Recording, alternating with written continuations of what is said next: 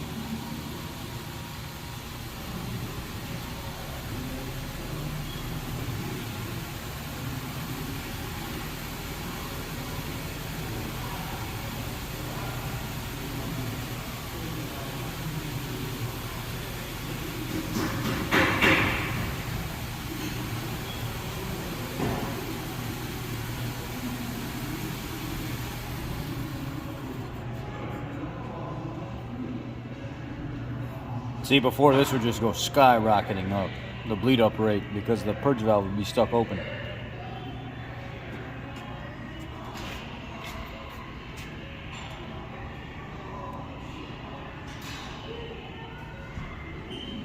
What's up, dude? What up, man? Oh, God, I'm sorry. There's your next car. Fuck yeah, VTEC, bro. It fucking hits VTEC too. It's not very fast though. Yeah, throw a 12 valve in it. It'll be fine. Yeah, right? Did you see there was a... The R2.8? No, somebody took a 12 valve Cummins and put it in a Panther platform, like a Mercury Grand Marquis or a town car. What? Yeah, it was a... Or have you seen the one where they put a... It was an older one though, I think. Like the old... They put some guy on YouTube put a Rolls-Royce V12 tank engine and put it into a Crown Vic. Yeah, I saw that. Yeah, I did see that. I was like, what the? Pretty gnarly. This vehicle only has 70-some thousand miles, just in case you guys are wondering.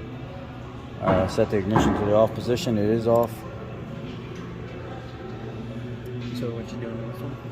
This one came in for evap. There it is, right there. That's what I was looking for. This one came in for a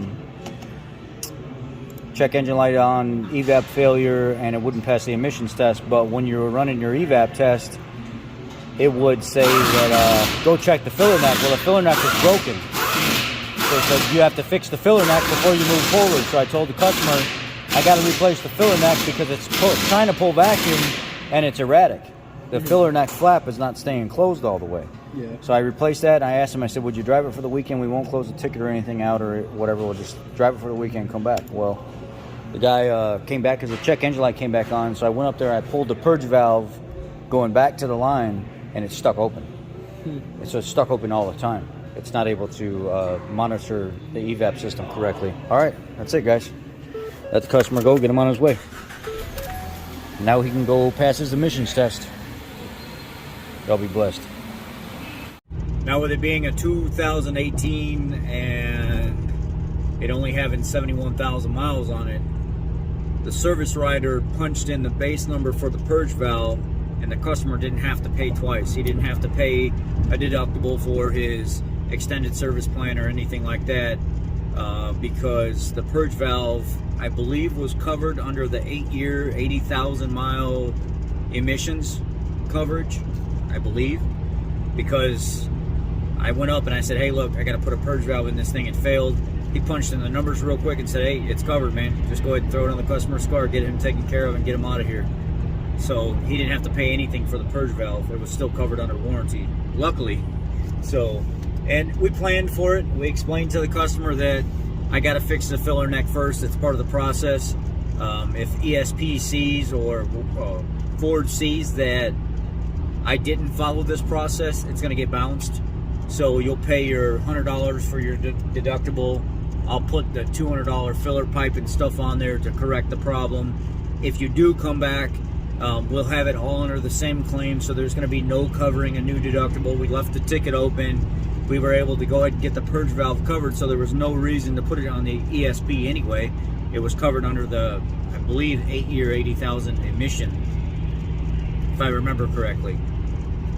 Anyway, I don't know how he got it covered, but he got it covered where the customer didn't have to pay any more than what he paid for just the filler neck. So good for the customer, good to get him back on the road, and I thank the customer for following the process on what we got to do to make sure we're covered, and it was all successful. So yeah, that's it. Appreciate you guys. P1450, one of two things. 99.9% of the time, it's a purge valve, but if you have a broken filler neck, you have to follow the process. Can a broken filler neck cause erratic bleed up procedure or erratic bleed up? Yes, it can. Did I have to go the route that I did? No, I didn't, but to be safe, I did. Customer's taken care of. This vehicle's back on the road, safe, fixed, and in good condition. P1450, 90% of the time, purge valve. 10% of the time, something like a stuck open vent valve or filler neck. 90% of the time, though, it's going to be your purge valve. Y'all take care.